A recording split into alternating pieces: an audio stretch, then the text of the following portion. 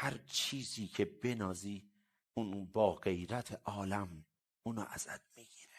به همسرت بنازی، به بچت، به علمت، به هنرت، به زبونت، به روابط عمومیت، به تخصصات، به مهارتات، به هیستوری و رزومت، به هر چیزی که بنازی ازت میگیره.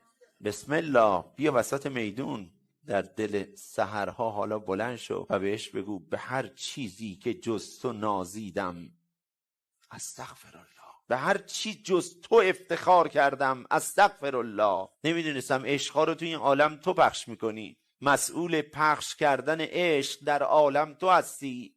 میرفتم عشق رو از آدما گدایی میکردم، به هر دری میزدم تاییدم کنن، هی خودم رو وفق میدادم با آداب اونها.